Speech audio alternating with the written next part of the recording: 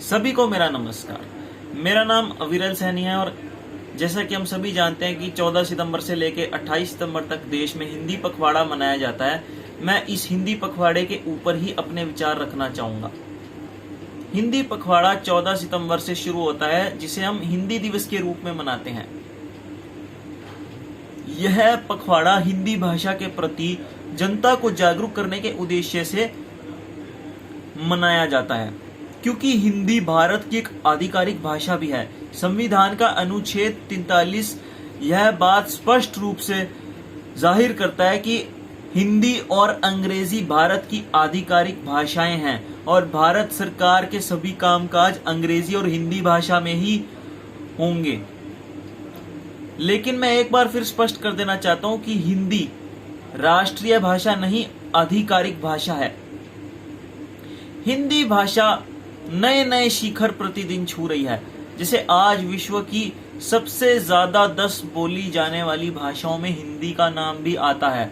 दक्षिण अफ्रीका एवं संयुक्त अरब अमीरात में हिंदी एक अतिरिक्त आधिकारिक भाषा है और हमारे देश में सबसे ज्यादा लोगों की मातृभाषा हिंदी ही है और अन्य राज्यों में हिंदी द्वितीय या तृतीय भाषा के रूप में भी पढ़ाई जाती है। इससे आप समझ सकते हैं कि हिंदी भाषा का क्या प्रभाव है हमारे देश में।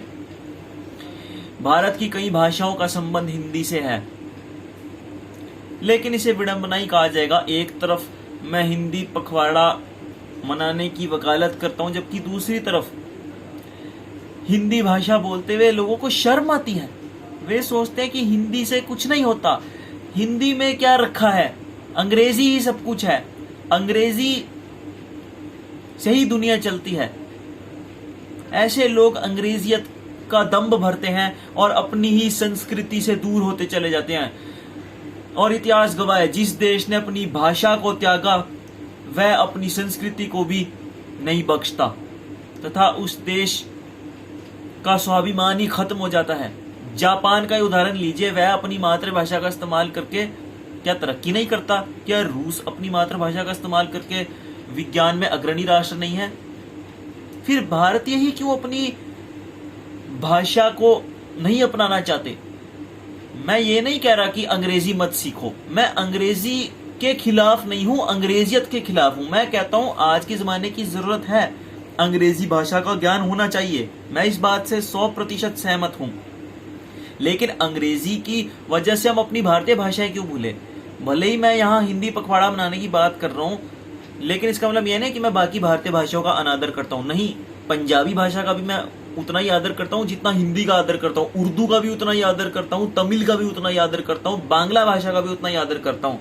मैं कहता हूँ अंग्रेजियत से सिर्फ हिंदी को खतरा नहीं है, बल्कि बाकी भारतीय भाषाओं को भी खतरा है। लेकिन हिंदी की अहमियत इसलिए ज्यादा है क्योंकि भारत सरकार के जो काम काज है वे हिंदी भाषा में किए जाते हैं।